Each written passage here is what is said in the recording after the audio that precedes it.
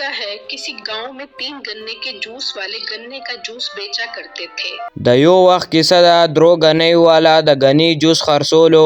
د یوه کس نوم و خان، د بل نوم و سلطان او د بل نوم و ماجر. د دوه غني جوس والا ډېر لالچیان و. د بل د غني جوس والا ډېر ایماندار او ډېر شریف و. د دوو غنۍ والا خان سره ډېر ظلم کولو. کله به هم د خان دکان ته به څوک راله، سلطان به چل ول کې خپل دکان ته راوسته. مګر روزي به بیا خراب کړه. خان به بیا صبر کولو، الله شکر بیا ادا کولو. یا الله تا شکر دی که روټۍ هم نه ملاویږي نو څه خبره نه ده. یا الله رزق خو تا په لاس کې دی، زه به ستا بیا هم شکر ادا کومه. بیا به خان کا کور ته تلو، خالي لاس به تلو. خان ښځې به که پیسو تپوس دې وکړو، خان به ورته وې ښځې نن بیا ما نه دوو ګاګ ځان ته کړو. هغه دوه ما سره روزانه همداسې کوي، ما سره ډېره غټه پریشاني ده د دوو. د ټولې خبرې چې خان ښځې واورېدې، خان ښځه ورته وایي چې ته خپله ریړه بل ځای کې ولګوه، اگر داسې وي نو زمونږ به خوراک نه مړه شو. بیا خان وایي چې زه به ریړه بل چېرته نه بیایم، زه به همدلته ودرېږم، دوه مقابله به زه کومه.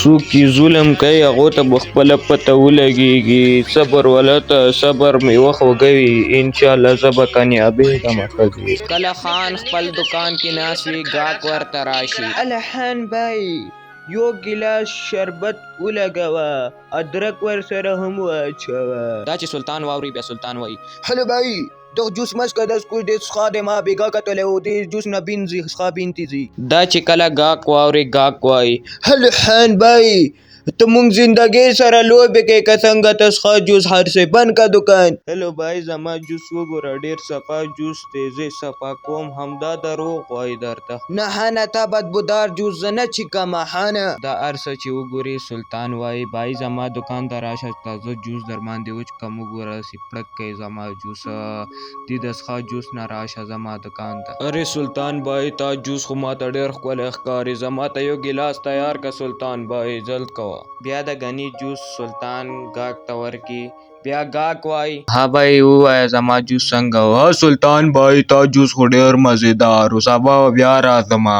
بیا ګاهک سلطان ته پیسې ورکړې، هغه نه ګاډي کې کېناستو لاړو. خان بیا ډېر خفه شو، سلطان ته یې وویل سلطان بای ته ما سره دا ښه نه کوې، دا ته خو آرام کوې، نو ته څه کوې نو بیا سلطان وایي ارې بای بکواس مه کوه، زه ښه یم چې ته ما دلته ودرولی، قسم په خدای که ما نه هم درېږې او سبا نه بیا دلته را نه شې. ښه صحیح ده سلطان بای، زه به صبر کوم، انشاءالله یو ورځ به راشي ته به ماته محتاج شي. چې دا یې ورته ووایي خان بیا لاړو، الله پاک نه یې دعا وغوښتله په لاره. یا الله ته ما څه مدد وکړې، یا الله تاسې کس راولې چې زما روټۍ پوره کړي، زه یو وخت روټۍ نه خورمه.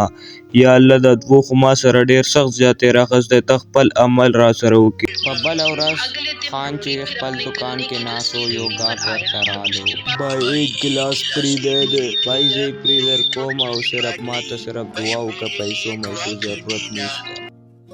مغا یو ګاهک بیا رالو چې کوم خان ورله فری ګیلاس ورکړی او ګاډي کې پیسې او سونې سره رالو. ګاهک ګاډی ټولو خان ته وایي بچیا که تا زما مدد نه وای کړی، اوس به زه مړ وای، زه ډېر سخت پریشان وم، تا ما سره مدد وکړو، اوس مې تا ته د خپل سړیتوب سیله مې درکړه، دا واله پیسې.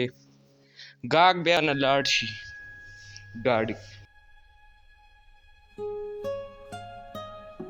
خانه تا سره ما مدد کړی و، هغه د لاسه اوس ما سره د پیسو کې څه وکړه. سلطانه تا زما یو مدد کړی دی، 10 کروڑه روپۍ تا زما خرابې کړي، هر وخت به تا ما نه ګک بتلو، اب تا ته اوس سیله میلاوه شوه که نه. خان بیا شي الله پاک شکر ادا کړي. که زما ستوري تاسو ته